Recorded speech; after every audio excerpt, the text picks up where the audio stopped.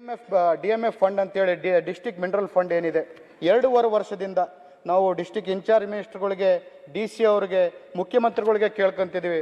ಒಂದು review meeting ಮಾಡ್ತಾ ಇಲ್ಲ. ಒಂದು ಮೀಟಿಂಗನ್ನು ಮಾಡಿದ್ರೆ ನಮ್ಮ ರಾಜ್ಯ ಸರ್ಕಾರದಿಂದ ನಮ್ಮ ದುಡ್ಡೇನು ಅವಶ್ಯಕತೆ ಇಲ್ಲ.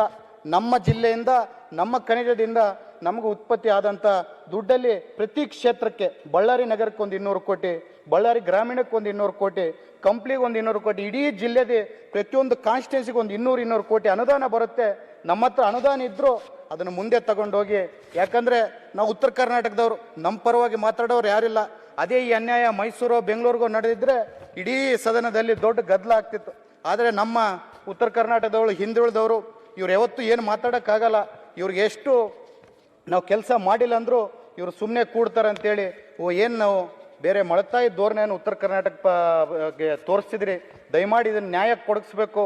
ನಮ್ಮ ಫಂಡನ್ನು ನಾವು ಉಪಯೋಗ ಮಾಡ್ಕೊಳಕ್ಕೆ ದಯಮಾಡಿ ಆದಷ್ಟು ಬೇಗ ಒಂದು ಮೀಟಿಂಗನ್ನು ಮಾಡಬೇಕಂತ ಹೇಳ್ತಾ ನಾನು